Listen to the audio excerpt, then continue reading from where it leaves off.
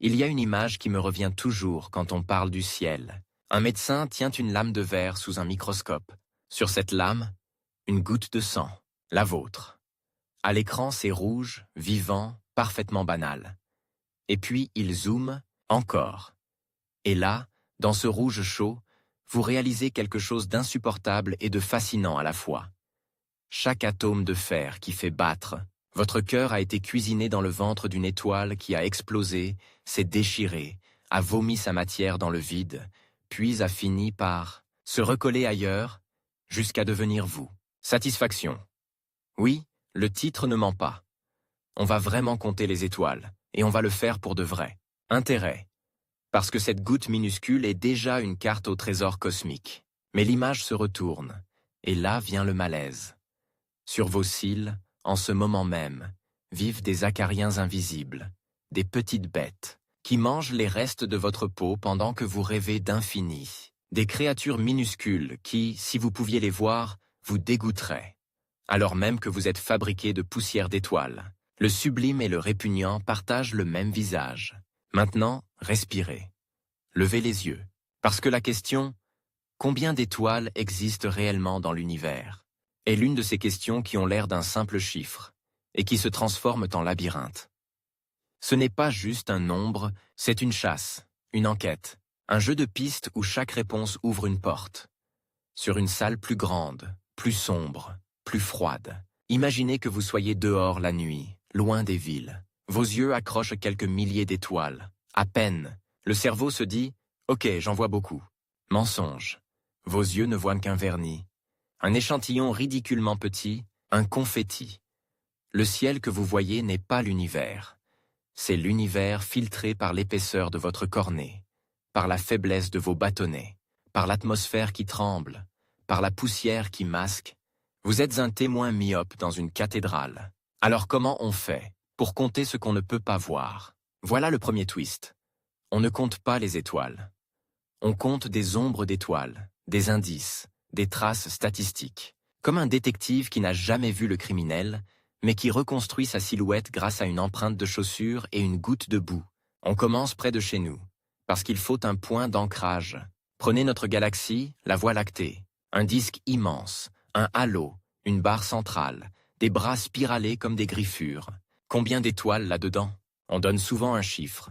100 milliards, 200 milliards, parfois plus. Mais ce chiffre n'est pas écrit sur une plaque à l'entrée. On l'infère. Comment? On mesure la masse totale de la galaxie. On mesure la lumière totale. Puis on utilise une règle de conversion.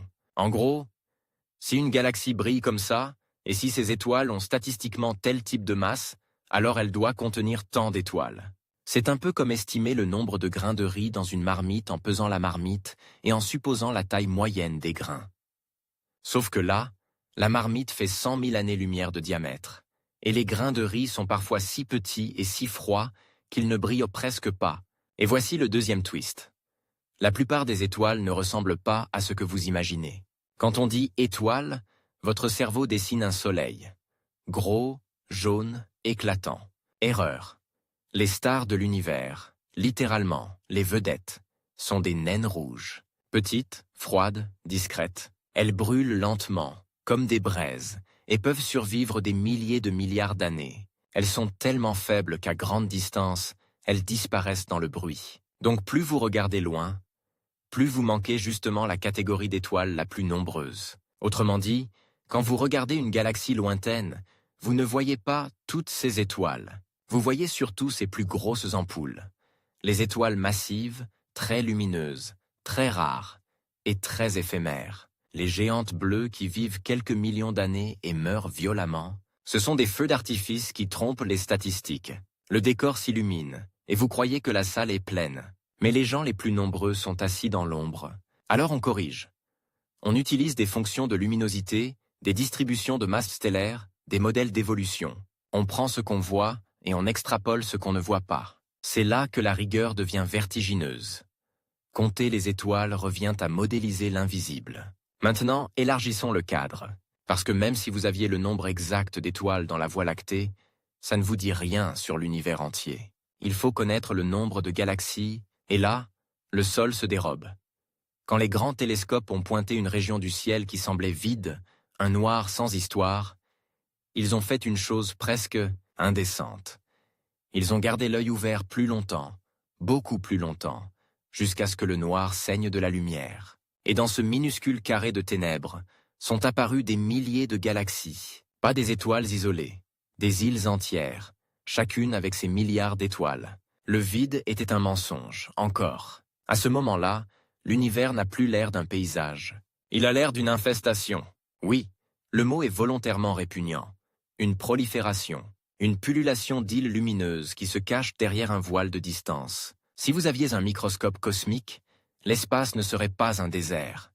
Ce serait une peau couverte de points, de pores, de petites colonies. Ça donne envie de reculer, presque de se gratter, comme si l'infini avait des démangeaisons. Mais attention, compter les galaxies est déjà un piège.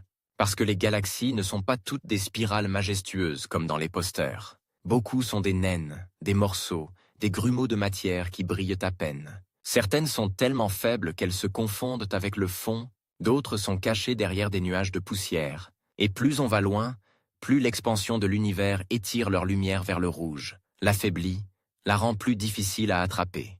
Donc même le nombre de galaxies a longtemps été sous-estimé. Et voici le troisième twist.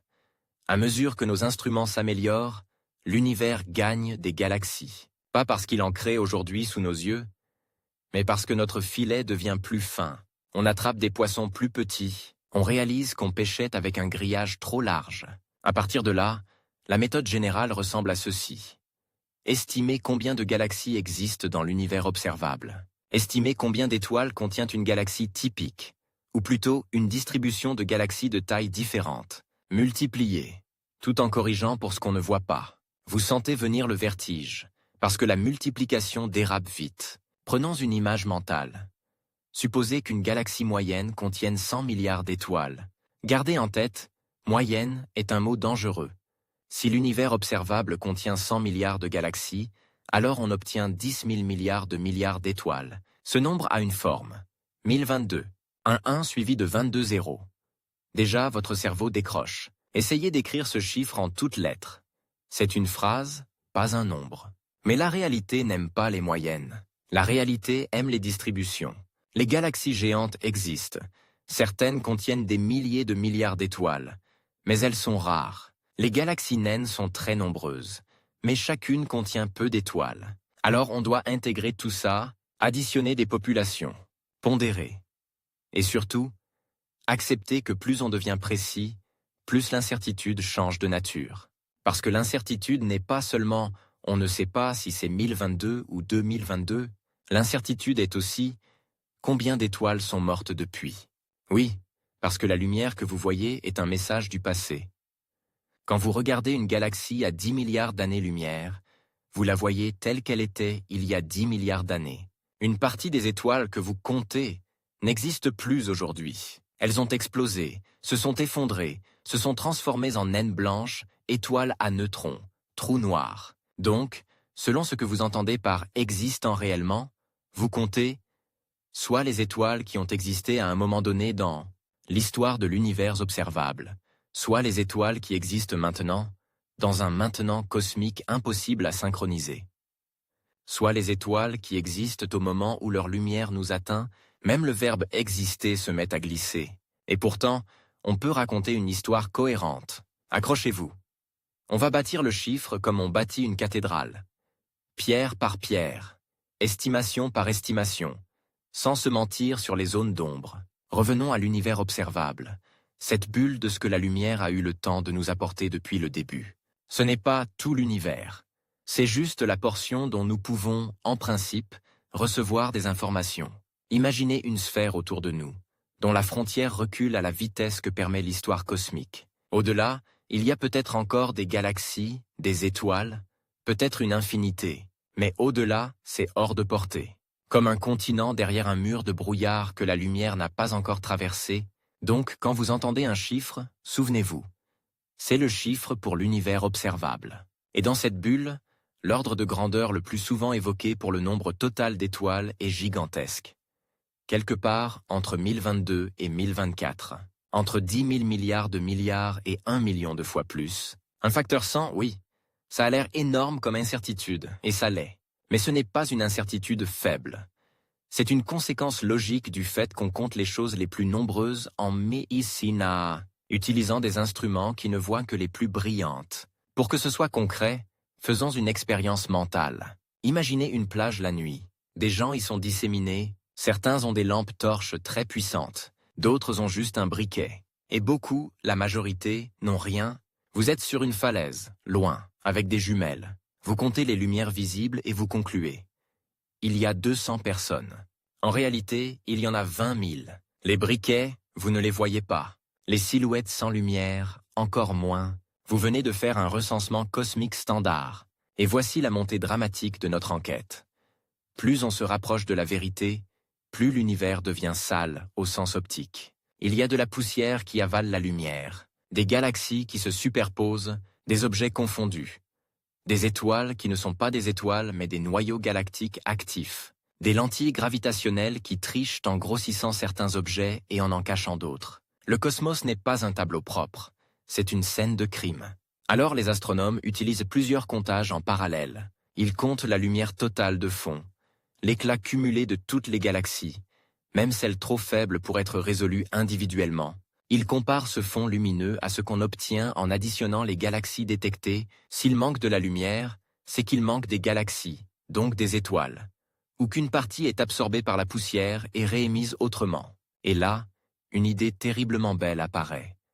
Même quand vous ne voyez pas une étoile, elle laisse une signature dans la lumière totale, du ciel, comme une foule invisible qui ferait monter le bruit de la ville. Vous commencez à sentir le chiffre approcher. Et en même temps, il vous échappe, parce que le dernier twist de cette première partie, c'est celui-ci. L'univers pourrait être un mensonge d'échelle. Ce que nous appelons le nombre d'étoiles dans l'univers dépend de la taille de l'univers. Et nous ne connaissons pas la taille totale. L'univers observable, oui, le total, non? Il peut être beaucoup plus grand, peut-être des centaines de fois plus large, peut-être sans bord. Donc même si on arrivait à dire, dans l'univers observable, il y a environ 1023 étoiles, il resterait une phrase qui grince derrière, comme une dent. Et au-delà, notre chiffre peut exploser. Il peut devenir inconcevable, il peut devenir infini. Et un nombre infini, ce n'est pas un nombre, c'est un vertige permanent. Mais ne fuyez pas, parce que l'histoire ne s'arrête pas sur un brouillard. L'histoire continue avec une arme. Des méthodes, des modèles, des recoupements, et une manière très humaine de forcer l'invisible à se laisser compter. La question n'est plus seulement « combien ?» La question devient « comment ose-t-il affirmer un chiffre malgré tout ?» Et surtout, qu'est-ce qui se cache dans la partie la plus sombre du décompte? Vous voulez qu'on arrête de deviner et qu'on commence à compter? Très bien. Alors on va entrer dans la salle des machines, là où l'univers n'est plus une carte postale, mais une addition impossible faite avec des instruments qui tremblent. Imaginez une nuit où l'on coupe toutes les lumières de la Terre. Plus de villes, plus d'avions, plus de satellites. La planète devient une bille noire. Et pourtant, même là, si vous regardez le ciel avec un détecteur assez sensible, vous ne voyez pas seulement des points. Vous voyez une lueur, une sorte de suintement très faible, comme si le noir n'était pas noir, comme si le vide avait une peau brillante. Ce halo n'est pas un décor, c'est une facture. La somme de la lumière produite par des générations d'étoiles, étalée, diluée, mélangée, et c'est là que l'enquête bascule. On n'a plus besoin de voir chaque étoile, une par une. On peut parfois mesurer leur présence comme on mesure une odeur dans une pièce fermée. Vous ne voyez pas la source, mais vous savez qu'elle est là, parce que l'air entier est contaminé. Sauf que ce n'est pas une odeur agréable, c'est un mélange de parfums, de fumée, de poussière, de cendres. L'univers ne nous envoie pas une lumière propre, il nous envoie une lumière digérée. Voici le problème, brutal. Une grande partie de la lumière des étoiles n'arrive pas à nous sous forme de lumière d'étoiles. Elle se fait manger en route. Les galaxies sont pleines de poussière. Des grains minuscules, presque des suies. Ils absorbent la lumière visible, celle qui fait les jolies photos, et la recrachent sous forme d'infrarouge, comme une chaleur. Donc si vous comptez les étoiles uniquement avec la lumière que vos yeux aiment, vous faites une erreur énorme. C'est comme compter les habitants d'une ville en ne regardant que ceux qui portent des vêtements blancs. Vous manquez ceux qui sont dans l'ombre, ceux qui sont couverts de poussière, ceux qui vivent derrière des rideaux. Alors on triche avec élégance. On additionne ce que l'univers montre dans plusieurs couleurs invisibles. Visible, infrarouge, ultraviolet. Chaque bande est un interrogatoire. Chaque bande fait craquer un mensonge différent. Et quand on combine tout, on reconstitue l'énergie totale émise par les étoiles à travers le temps. Et là arrive un twist qui fait froid. Même si vous parvenez à mesurer la lumière totale produite par les étoiles, ça ne vous donne pas encore le nombre d'étoiles, ça vous donne l'énergie. Et l'énergie peut venir de peu d'étoiles très massives, ou de beaucoup d'étoiles petites et faibles. Le même total peut cacher des populations complètement différentes. Autrement dit, l'univers peut payer sa facture d'électricité avec quelques projecteurs, ou avec des milliards de petites veilleuses. Comment départager? Avec une loi statistique presque sinistre. La distribution des masses à la naissance des étoiles. On sait, avec une bonne confiance, que quand une région de gaz forme des étoiles, elle ne fabrique pas des soleils clones, elle fabrique un mélange. Beaucoup de petites, très peu de grosses. Les grosses brillent comme des monstres, meurent vite, explosent. Les petites brûlent doucement et durent presque éternellement. C'est une loterie où la majorité des billets gagnent.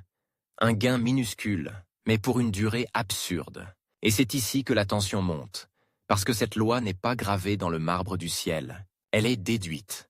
Elle peut varier. Et si elle varie, alors le nombre total d'étoiles de l'univers peut gonfler ou se contracter comme un poumon paniqué. Vous voulez une image? Imaginez que vous essayez d'estimer combien de bougies ont été allumées dans l'histoire de l'humanité, en ne regardant que la fumée qui reste. Si les gens allumaient surtout des bougies géantes, la fumée serait différente que s'ils allumaient surtout des bougies minuscules. Vous devez deviner la taille moyenne des bougies à partir des traces. Voilà l'astronomie de population. Voilà le comptage cosmique. Maintenant, je vous emmène dans un endroit encore plus dérangeant. Les cimetières d'étoiles. Parce qu'une étoile n'est pas seulement une ampoule. Une étoile est une machine à transformer la matière. Elle prend l'hydrogène, elle le presse, elle le chauffe, elle le fusionne. Elle fabrique de l'hélium, puis du carbone, puis de l'oxygène. Et selon sa masse, elle peut aller plus loin, jusqu'au fer. Et quand elle meurt, elle ne disparaît pas gentiment. Elle laisse un cadavre. Une naine blanche, une étoile à neutrons, un trou noir. Certains de ces restes sont invisibles. Et pourtant ils comptent, parce qu'ils sont nés d'étoiles qui ont existé.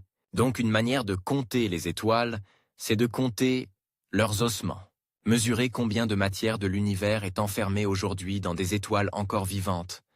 Puis combien est enfermé dans des restes stellaires. C'est une comptabilité macabre. La masse stellaire totale de l'univers comme un registre de chair et de cendres. Là encore, c'est un piège délicieux. La masse ne se convertit pas directement en nombre, car une étoile peut être 10 fois plus massive qu'une autre. Alors on revient à cette loi statistique de naissance. Toujours elle. Comme un refrain. Et maintenant, laissez-moi vous raconter une scène. Vous êtes un enquêteur dans une ville où personne ne vous parle. Les rideaux sont tirés. Les portes fermées. Vous ne pouvez pas compter les habitants en les voyant sortir. Alors vous faites autrement. Vous mesurez combien de nourriture entre dans la ville chaque jour. Combien de déchets en sortent. Combien d'eau circule. Combien d'électricité est consommée. Et vous reconstruisez une population. C'est exactement ce qu'on fait à l'échelle cosmique. On mesure la densité de formation d'étoiles dans l'univers au cours du temps. À quel rythme l'univers a transformé son gaz en étoiles, époque après époque. Il y a eu un âge où l'univers était un chantier furieux, rempli de galaxies en train de former des étoiles à une cadence démente, puis la cadence a diminué. L'univers a ralenti, comme un feu qui manque de bois. Ce graphique, si vous pouviez le voir, ressemble à une montagne. Montée, pic, descente. Et ce pic n'est pas hier. C'est loin dans le passé cosmique. Ce qui veut dire une chose assez troublante. La plupart des étoiles qui existeront jamais dans l'univers observable ont déjà été formées. Nous arrivons après le banquet. Nous vivons dans les restes. Satisfaction, vous l'avez. Le chiffre n'est pas un fantasme. Il a une base physique, une histoire. Mais l'intérêt revient avec une question. Si l'univers a déjà fait l'essentiel de ces étoiles, alors combien? Et surtout, combien sont déjà mortes? C'est là que la méthode devient presque cinématographique. On prend l'histoire de formation d'étoiles, On l'intègre sur le temps cosmique. Ça donne la masse totale de matière transformée en étoile. Ensuite, on soustrait ce qui a été rendu au gaz interstellaire par les explosions et les vents stellaires, parce qu'une partie de la matière d'une étoile retourne dans le milieu, prête à refaire des étoiles. Ce recyclage cosmique est un détail que le grand public ignore, mais il change tout. L'univers n'est pas une usine linéaire. C'est une cuisine où l'on réutilise les mêmes ingrédients. Et là, twist. Une même particule peut compter dans plusieurs étoiles au cours de l'histoire. Elle peut avoir été dans une étoile, puis relâchée, puis réincorporée dans une autre. Donc si vous demandez combien d'étoiles ont existé, vous devez préciser.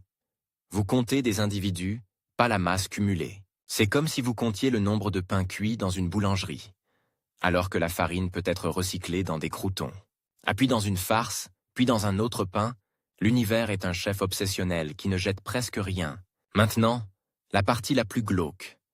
L'univers cache des étoiles qui ne sont dans aucune galaxie. Oui, des étoiles orphelines, des étoiles errantes, arrachées à leur galaxie par des collisions, expulsées par des interactions gravitationnelles, ou nées dans des filaments de gaz puis dispersées, elles traversent les amas de galaxies comme des grains de poussière, traversent un rayon de soleil dans une pièce sombre, elles n'ont pas de maison. Elles flottent dans ce qu'on appelle parfois la lumière intracluster, une lueur fantôme entre les galaxies d'un amas. Et ces étoiles-là compliquent encore la comptabilité, parce que si vous comptez galaxie X étoiles par galaxie, vous les perdez. Elles sont la marge d'erreur vivante, les oubliés du recensement, un peuple sans registre. Mais elles laissent un signe, un voile lumineux très faible, étendu, que l'on peut détecter en empilant des observations, en grattant, le bruit, en jouant au chirurgien avec les données. C'est un travail qui ressemble à nettoyer un tapis blanc avec une pince à épiler pour en retirer des grains de poussière un par un, jusqu'à ce qu'apparaisse une teinte que vous n'aviez jamais remarquée. Et à côté de ces étoiles orphelines, il y a un autre monde, encore plus déstabilisant. Les étoiles ratées. Les objets qui n'ont pas assez de masse pour allumer la fusion de l'hydrogène de façon stable, les naines brunes. Des corps qui ressemblent à des étoiles, mais qui n'en sont pas tout à fait. Ils brillent faiblement, surtout dans l'infrarouge, et se refroidissent avec le temps. Ils sont plus proches de la braise que du phare. Si vous les ajoutez au comptage, vous augmentez le nombre d'objets stellaires de façon massive. Mais est-ce que le public les appelle étoiles? Là, on touche une zone grise, une frontière sémantique. Et dans cette frontière, l'univers adore se cacher. Vous voyez comme la question se transforme? Combien d'étoiles devient « qu'est-ce qu'une étoile » ? Qu'est-ce qui compte? Où est la frontière? Et pendant que vous débattez, l'univers continue de tricher, parce qu'il y a aussi un biais encore plus cruel. La lentille gravitationnelle. La gravité des amas de galaxies peut courber la lumière et grossir des galaxies lointaines, les rendre visibles alors qu'elles seraient autrement trop faibles. C'est merveilleux, parce que ça agit comme un télescope naturel. Mais c'est aussi un piège.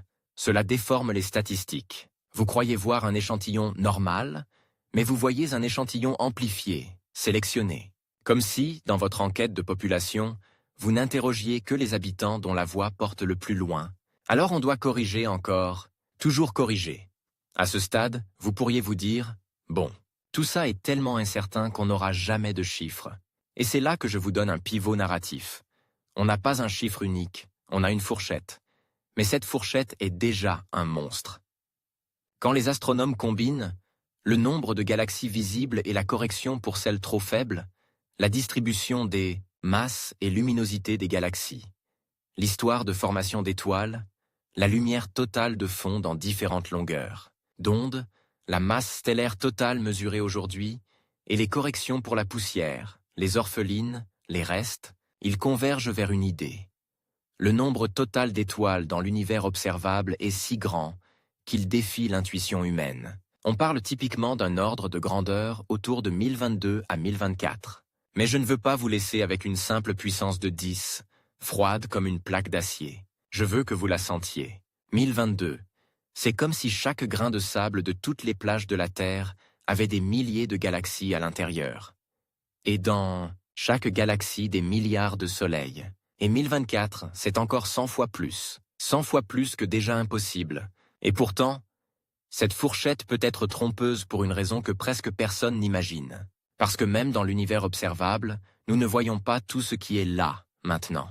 Nous voyons ce qui nous parvient. Certaines régions peuvent être masquées par des nuages de matière, par des effets de sélection, par des limites instrumentales, mais surtout, nous regardons un univers qui change avec le temps et la distance. En regardant loin, vous regardez un univers jeune, où les galaxies étaient différentes, plus compactes, plus chaotiques. Les règles de formation d'étoiles pourraient avoir été légèrement différentes. Et si ces règles changent, même un peu, le nombre explose ou se contracte. C'est là que le suspense doit devenir presque insupportable. Et si notre hypothèse la plus sacrée, la distribution des masses stellaires, à la naissance, n'était pas universelle? Si, dans l'univers jeune, les étoiles naissaient en moyenne plus massives, alors vous auriez moins d'étoiles pour la même lumière. Si au contraire elles naissaient surtout petites et nombreuses, alors vous auriez un univers rempli de veilleuses invisibles, un océan de braises que nous ne détectons presque pas. Et à ce moment précis, je veux que vous imaginiez une scène dérangeante. Vous êtes dans une chambre noire, quelqu'un a lâché des milliers d'insectes lumineux, certains sont de gros scarabées qui brillent fort, d'autres sont des minuscules points, des larves qui luisent à peine. Vous essayez de compter la population, mais vous ne voyez que les gros scarabées. Alors vous faites une règle. Pour un gros scarabée, il y a probablement 100 petites lueurs. Sauf que vous ne savez pas si c'est 100, 1000 ou 10, et ce qui vous dégoûte, c'est l'idée qu'il y en a peut-être des millions collés dans les coins, sur les draps, sur votre peau, invisibles. Pendant que vous vous persuadez que vous maîtrisez la situation, voilà ce que la cosmologie a parfois de perturbant. Elle vous force à accepter que les coins sombres dominent le recensement. Mais ce n'est pas la fin. Parce qu'il existe une autre manière, encore plus radicale, de contraindre le nombre d'étoiles. La matière elle-même. Toute étoile est faite de matière ordinaire, de baryons. Et l'univers a une quantité totale de baryons. Une partie est dans le gaz intergalactique, une partie dans les galaxies, une partie dans les étoiles. Si vous savez combien de baryons existent et quelle fraction est enfermée dans des étoiles à différentes époques, vous pouvez verrouiller le problème. Vous ne pouvez pas avoir plus d'étoiles qu'il n'y a de matière pour les faire. C'est une limite dure, une barrière. Ce genre de limite est fascinant parce qu'il vous ramène à la réalité. L'univers peut être immense, mais il ne peut pas tricher au-delà de sa propre matière, comme une ville qui ne peut pas abriter 10 millions d'habitants si elle n'a que de quoi nourrir 1 million. Et là, un nouveau twist, presque cruel. Une grande partie de la matière ordinaire de l'univers n'est pas dans les étoiles. Elle est dans des gaz diffus, chauds, étendus, parfois difficiles à détecter. Les étoiles sont prestigieuses, lumineuses, elles attirent l'attention. Mais elles ne sont pas la forme dominante de la matière ordinaire. Les étoiles sont, en quelque sorte, la mousse brillante sur une mer invisible. Donc le nombre d'étoiles, même s'il est colossal, représente une fraction de la matière. Une fraction qui a varié avec le temps cosmique. Cela signifie que l'univers n'a pas tout converti en étoiles. Il a laissé beaucoup de matière dehors, comme si la cuisine avait produit un banquet gigantesque. Mais en laissant la plupart des ingrédients dans les sacs, et ce détail nous amène à une question encore plus tranchante, presque une lame. Si l'univers avait la matière pour faire plus d'étoiles, pourquoi ne l'a-t-il pas fait? Qu'est-ce qui a freiné la fabrication? Qu'est-ce qui a mis le pied sur le frein? C'est ici que l'histoire bascule vers la vraie dramaturgie de l'acte central. Le combat entre la gravité qui veut tout effondrer et allumer des étoiles, et les forces qui s'y opposent, qui chauffent, qui soufflent, qui arrachent le gaz, qui stérilisent les galaxies, les explosions de supernovas, les vents stellaires, les trous noirs supermassifs qui crachent de l'énergie et empêchent le gaz de refroidir. Une guerre cosmique. Et dans cette guerre, le nombre d'étoiles n'est pas une simple statistique. C'est le bilan des pertes et des victoires. On arrive donc à un moment où l'univers n'est plus seulement grand. Il est hostile, il est contradictoire. Il crée des étoiles, puis il sabote leur propre fabrication. Il nourrit, puis il affame. Il allume, puis il étouffe. Et nous, au milieu, nous essayons de compter les braises. Dans la suite, je vais vous emmener là où tout devient encore plus vertigineux. Dans les extrêmes. Les galaxies qui fabriquent des étoiles comme des usines en feu, les époques où l'univers était tellement dense que les étoiles se formaient dans des conditions que nous ne reproduirons jamais. Et surtout, La question interdite. Est-ce que le chiffre qu'on donne est le vrai, ou seulement la partie émergée d'un univers beaucoup plus vaste que l'observable? Vous voulez le niveau d'après? Celui où le chiffre cesse d'être un recensement et devient un thriller. Alors approchez. Pas trop près. On va parler d'endroits où la gravité fait des nœuds, où la lumière se tord, où les galaxies se déchirent comme de la chair, et où les étoiles naissent par rafales, non pas une par une, mais comme une infection qui se propage dans un organisme. Imaginez une galaxie tranquille, comme la nôtre, avec ses bras spiraux, ses nébuleuses, ses régions de formation stellaire. Maintenant, imaginez qu'on la jette, de force, dans une autre galaxie. Collision frontale. Pas un choc comme deux voitures. Les étoiles sont tellement espacées qu'elles se rentrent rarement dedans. Mais les nuages de gaz, eux, se heurtent, se compressent, s'écrasent, se refroidissent par endroits, et soudain, boum! Une flambée de naissance d'étoiles. Une starburst. Un feu de forêt cosmique. C'est un moment clé, parce que le nombre d'étoiles n'est pas juste galaxie X moyenne. Le nombre d'étoiles est aussi sculpté par des épisodes de folie. Des galaxies qui, pendant un court instant, fabriquent des étoiles, à un rythme délirant, puis s'éteignent, épuisées, étouffées, brûlées de l'intérieur. Et voici une image qui colle au cerveau. Dans une starburst, la galaxie devient une gorge qui avale son propre gaz, le mâche, le recrache en explosion. L'espace y est saturé de supernovas, de vents stellaires, de rayons ultraviolets. C'est lumineux.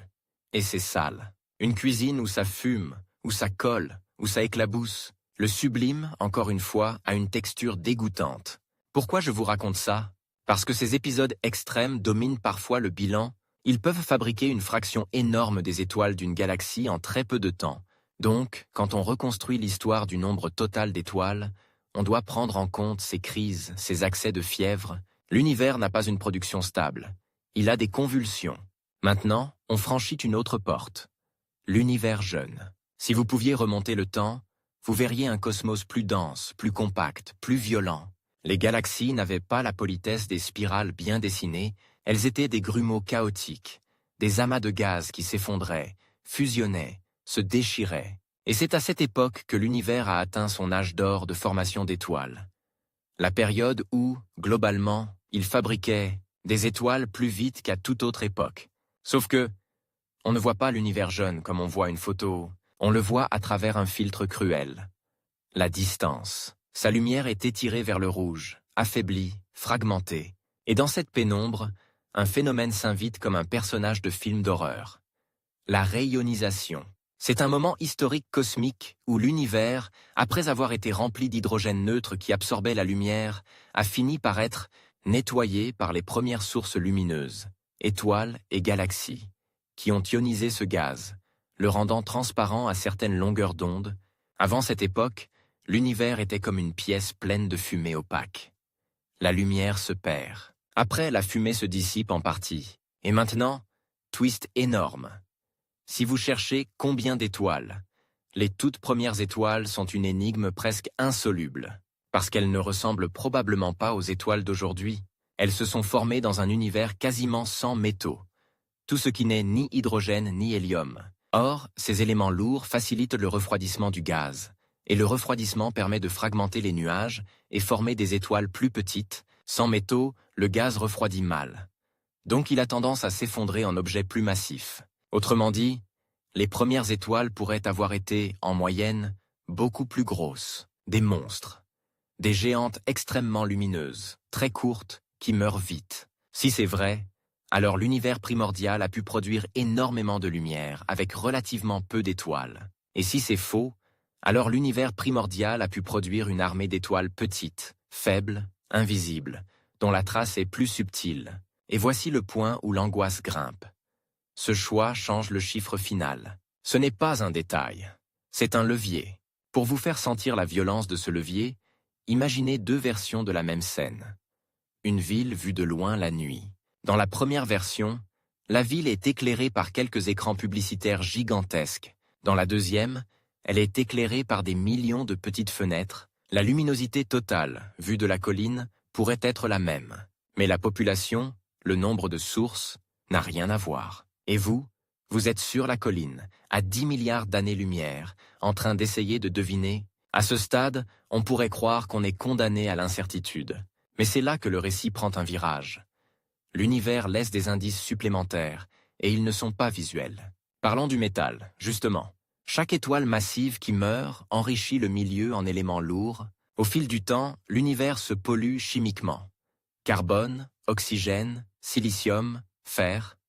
Ces éléments ne sont pas là au départ. Ils sont fabriqués dans les cœurs stellaires, puis dispersés. Donc, en mesurant l'enrichissement chimique moyen des galaxies et du gaz intergalactique à différentes époques, on peut contraindre combien de générations d'étoiles ont existé, combien de supernovas ont explosé, quelle quantité totale de cuisson stellaire a eu lieu. C'est un indice incroyablement concret, presque intime.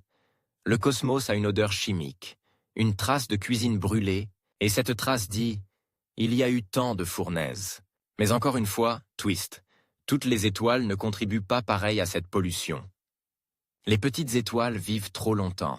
Elles recyclent peu de métaux rapidement. Les grosses étoiles, elles, sont des usines à métaux et des bombes. Donc les contraintes chimiques vous disent quelque chose sur la proportion de grosses étoiles.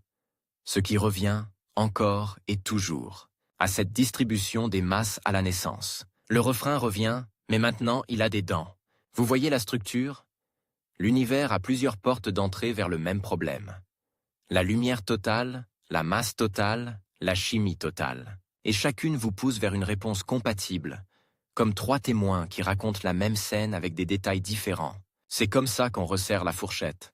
Pas en voyant tout, mais en forçant les indices à se mettre d'accord. Et maintenant, on arrive à une question qui fait exploser l'intuition. Est-ce que l'univers observable contient vraiment l'essentiel de ce qui compte pour le nombre d'étoiles? Ne me répondez pas trop vite, parce qu'il y a un phénomène contre-intuitif. Le volume. Le volume de l'univers observable est dominé par les grandes distances, par la coquille externe. Une énorme fraction du volume se trouve dans les régions très lointaines, donc très anciennes. Cela signifie que, statistiquement, quand vous parlez de l'univers observable, vous parlez en grande partie d'un univers jeune, un univers en plein chantier, en plein âge d'or, en pleine turbulence. Donc, le bilan d'étoiles de l'univers observable n'est pas un instantané du présent. C'est une compilation où le passé pèse lourd, simplement parce qu'il occupe plus de volume dans ce que nous pouvons voir. Et là, la question devient presque philosophique, presque une provocation. Quand vous demandez « combien d'étoiles existent ?», vous demandez en réalité « quelle version temporelle de l'univers veux-tu additionner ?» Parce que l'univers observable contient des régions proches, temps récents, des régions lointaines, temps anciens. Et entre les deux, toutes les époques. C'est comme si vous faisiez un recensement de la population mondiale, en comptant en même temps la France de 2026, la Chine de l'an 1200, l'Empire romain et une tribu du néolithique. Tout ça dans un seul tableau, puis en disant « voilà la population ». Vous sentez le problème. Alors pour donner un chiffre qui a du sens, on doit préciser la définition. On estime généralement le nombre d'étoiles contenues, actuellement dans l'univers observable, ou bien le nombre d'étoiles ayant existé au total sur l'histoire, ou encore le nombre d'étoiles, correspondant à la matière stellaire cumulative. Ces chiffres ne sont pas les mêmes, et c'est maintenant que je vous donne un twist sombre, presque dégoûtant. Si vous comptez toutes les étoiles qui ont existé, l'univers devient un abattoir de lumière, parce que les étoiles massives naissent et meurent vite. Beaucoup d'entre elles ont explosé depuis longtemps. Donc l'histoire totale est remplie de feux éteints, un cimetière gigantesque de soleils. L'univers n'est pas seulement un ciel constellé, c'est une archive de morts. Et vous savez ce qui rend ça encore plus perturbant? Les cadavres les plus extrêmes, les trous noirs. Chaque trou noir de masse stellaire est une étoile qui a existé, puis qui a disparu derrière un horizon. Vous ne la verrez jamais. Elle ne vous rendra plus rien de sa lumière. Elle est comme un témoin qui s'est avalé lui-même. Mais elle a été comptable de la production de métaux, de la formation des galaxies, de l'énergie injectée dans le milieu, donc même invisibles, ces cadavres influencent le bilan. Ils sont les pièces manquantes d'un puzzle où l'image finale ne peut pas être vue, seulement déduite. Et maintenant, on va dans un endroit encore plus inquiétant. Les galaxies les plus petites. On a parlé des galaxies naines, mais je veux que vous sentiez leur rôle. Elles sont comme des villages perdus, faibles, à peine éclairés. Individuellement, elles ne comptent pas beaucoup. Collectivement, elles peuvent dominer le nombre d'objets. Elles sont la foule. Et si vous ratez la foule, vous ratez le total. Pourquoi les rate-t-on? Parce qu'à grande distance, elles deviennent des taches. Et souvent, elles se confondent avec le bruit de fond. Parfois, elles sont masquées par des galaxies plus proches. Parfois, leur lumière est étouffée par la poussière. Parfois, elles sont mortes, sans formation d'étoiles récentes, donc très faibles. Mais elles existent.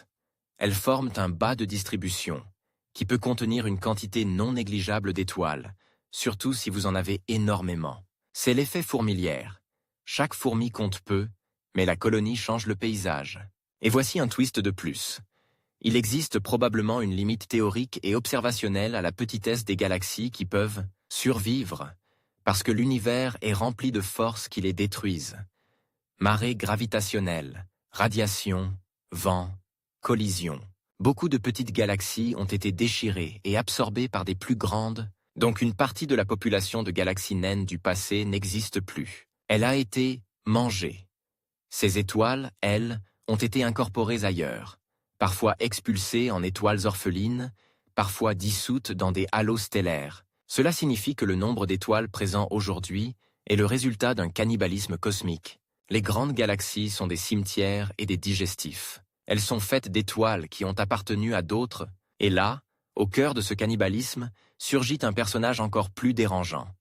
Le trou noir supermassif central. Dans beaucoup de galaxies, au centre, il y a un monstre. Un trou noir des millions ou milliards de fois plus massif que le Soleil. Il ne fabrique pas d'étoiles, mais il peut contrôler leur naissance, parce que lorsqu'il est actif, il peut expulser ou chauffer le gaz, empêchant la formation stellaire, comme si, au milieu d'une ville, une usine toxique rendait l'air irrespirable et empêchait toute nouvelle vie. C'est un frein, un sabot. Alors le nombre total d'étoiles, à l'échelle cosmique, dépend aussi de combien de temps les trous noirs supermassifs ont été actifs. À quelles époques, dans quelles galaxies? C'est une conspiration gravitationnelle. Les étoiles se forment, mais parfois, le centre dit non. Et maintenant, je veux que vous ressentiez la tension de l'acte central. On est en train de comprendre que le chiffre 1022-1024 nar est pas juste une estimation. C'est la somme d'une guerre, d'une histoire, d'un réseau de rétroaction. Mais je vous ai promis des twists. En voici un qui change le terrain. Et si une partie des étoiles n'était pas là où on pense, parce que la lumière elle-même nous ment? Oui, je parle de la confusion entre étoiles et autres sources lumineuses. Quand on observe l'univers lointain, certains objets brillent tellement qu'ils peuvent être pris pour des galaxies étoilées, alors qu'ils sont dominés par un noyau actif. Un trou noir qui avale de la matière et brille intensément. Ces objets peuvent gonfler l'estimation de la lumière stellaire, si on les confond. À l'inverse, des galaxies riches en étoiles mais très poussiéreuses peuvent être sous-estimées dans le visible et nécessitent l'infrarouge. Pour être comptées correctement, donc le bilan dépend aussi d'un tri. Séparer la lumière des étoiles de la lumière des monstres. Et pour rendre ça concret, imaginez un stade vu de loin. Vous voulez compter les spectateurs à partir de la lumière. Mais au milieu du stade, il y a un écran géant qui éclaire tout. Si vous attribuez cette lumière au téléphone des spectateurs, vous surestimez leur nombre. Et si, dans une tribune, beaucoup de gens ont leurs écrans cachés sous une veste, vous les sous-estimez. Voilà ce qu'on fait en astronomie. Un tri de sources, une décomposition de spectres, une chirurgie de photons. Et maintenant, le coup final de cette partie. L'univers observable n'est pas seulement une limite de distance. C'est aussi une limite causale liée à l'expansion. Même à l'intérieur de l'univers observable, il y a des régions dont la lumière nous atteint, mais qui, si elles émettaient au jour de, oui, ne pourraient jamais nous rattraper à cause de l'expansion accélérée. C'est une idée qui donne une sensation étrange. Il y a des étoiles dont la dernière lumière utile nous est déjà en route. Et après, elles deviennent, pour toujours, hors de contact, comme des gens que vous voyez au loin sur une plage, que vous pouvez encore apercevoir, mais que vous ne pourrez jamais rejoindre, parce que le sol s'étire sous vos pieds. Pourquoi c'est important pour notre chiffre? Parce que ça rappelle que notre inventaire est une photographie de ce qui nous est accessible en information, pas une possession. Nous ne connaissons l'univers que par des messages qui arrivent, et l'expansion est un ciseau qui coupe les correspondances. Donc quand on dit « il y a environ 1023 étoiles dans l'univers observable », c'est comme dire « il y a environ 1023 histoires dont la lumière peut nous atteindre. Des histoires, pas des objets. Des lettres dans une bouteille, et tout ça prépare l'acte suivant. Le moment où on va faire quelque chose d'encore plus dangereux que compter les étoiles de l'univers observable. On va franchir la frontière mentale. On va parler de l'univers au-delà de l'observable, de ce que le chiffre pourrait devenir si l'espace est bien plus grand que notre bulle. On va parler de scénarios où le nombre d'étoiles n'est pas seulement immense, mais où il se met à exploser de façon presque grotesque, jusqu'à vous faire douter que votre cerveau soit fait pour entendre ça sans craquer. Et je vous promets une chose, la fin ne sera pas un chiffre sec, ce sera un retournement. Parce que la question « combien d'étoiles » cache une autre question, plus troublante. Combien d'étoiles peuvent exister sans jamais être vues par personne? Et là, on touche à quelque chose de presque intime. L'idée d'une beauté qui n'a pas de témoin. Alors on y est. La frontière, jusqu'ici, on a joué selon les règles. L'univers observable. La bulle de tout ce dont la lumière a eu le temps de nous parvenir. C'est déjà un nombre d'étoiles si grotesque qu'il casse la langue. Mais maintenant, vous m'avez demandé « réellement ». Et ce mot « réellement », c'est une clé qui ouvre une porte que beaucoup préfèrent laisser fermée, parce que derrière, il n'y a plus de garde-fou. Imaginez un phare au bord d'un océan nocturne. Sa lumière forme un cône visible dans la brume. Vous pouvez compter les gouttes qui scintillent dans ce cône. Vous pouvez même estimer combien il y en a. Et puis quelqu'un vous demande « Combien de gouttes y a-t-il dans tout l'océan ?» Vous comprenez l'écart. Vous comprenez la violence de la question. Le piège, c'est que l'univers observable n'est pas petit. Il est déjà gigantesque. Donc notre cerveau se rebelle. Si c'est déjà immense, l'univers total ne peut pas être beaucoup plus grand si c'est là que l'univers vous sourit et qu'il ment. Parce que l'univers total peut être bien plus grand que l'univers observable. Beaucoup plus. Ridiculement plus. Et il n'y a aucune obligation qu'il s'arrête juste derrière notre horizon, comme un décor de théâtre. Notre horizon n'est pas un mur. C'est une limite d'information. Maintenant, prenez une seconde pour sentir l'étrangeté. Ce que vous appelez tout ce qui existe dépend d'une vitesse. La vitesse de la lumière et d'une histoire, l'âge de l'univers. Autrement dit, même si l'univers était plein d'étoiles à perte de vue, vous pourriez vivre et mourir sans en recevoir la moindre preuve. L'existence de ces étoiles serait réelle, mais sans témoin. Et là, on touche à une sensation presque répugnante, parce qu'elle renverse notre arrogance. Il pourrait exister une beauté absolue, des milliards de soleils, qui n'auront jamais, jamais l'honneur d'être vus. Comme une salle de bal immense, remplie de lustres allumés, mais dont la porte reste verrouillée pour toujours. Le banquet est servi, et personne n'est invité. Alors, que peut-on dire? On ne peut pas compter ce qu'on ne peut pas atteindre par l'information. Mais on peut faire mieux que des fantasmes. On peut contraindre. Et là arrive une idée qui a l'air simple, mais qui est une gifle. La géométrie de l'espace. Si l'espace était courbé d'une certaine manière, il pourrait être fini tout en n'ayant pas de bord, comme la surface d'une sphère. Pas de bord à tomber, pas de mur, mais une finitude. Si vous marchez tout droit assez longtemps sur une sphère, vous revenez à votre point de départ. Sur une telle géométrie, l'univers pourrait être fini.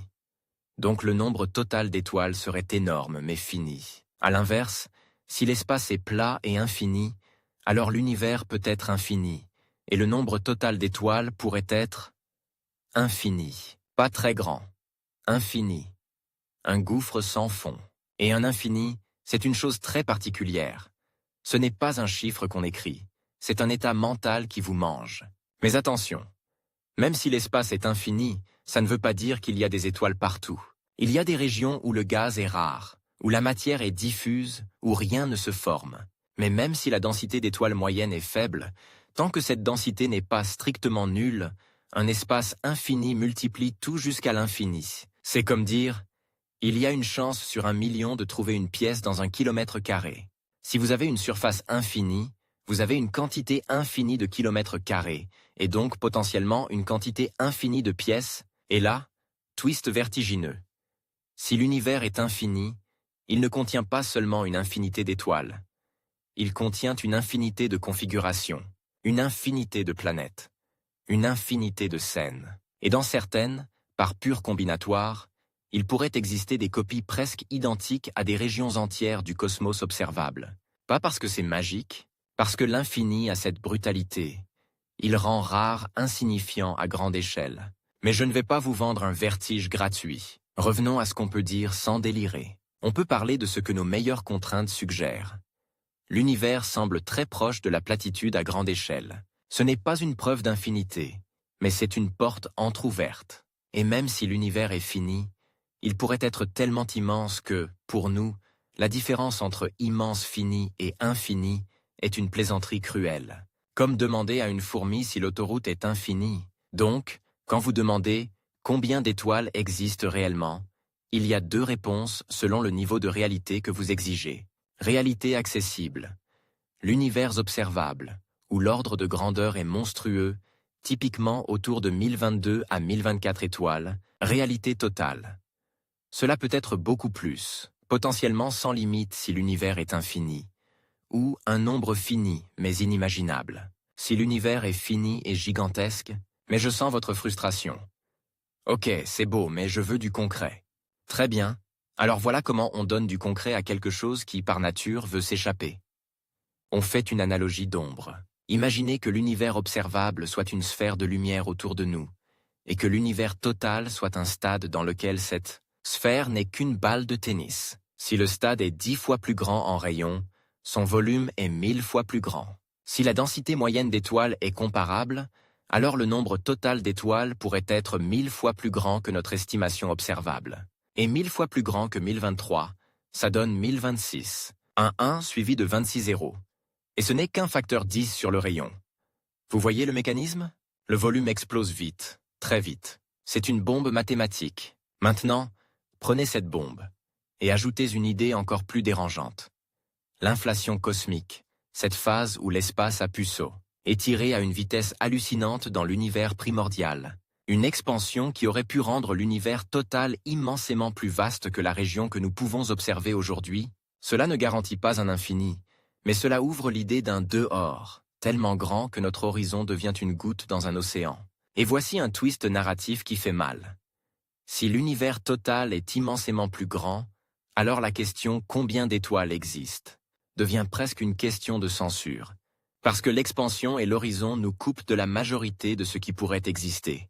Nous sommes prisonniers d'une bulle d'information, comme si quelqu'un vous donnait un livre et vous disait « Tu ne liras que les 3 premières pages, mais le livre fait 10 millions de pages, et vous devez deviner l'histoire entière. » À ce stade, je veux vous ramener à votre corps, parce que c'est là que le vertige devient supportable. Vous souvenez-vous de la goutte de sang du début?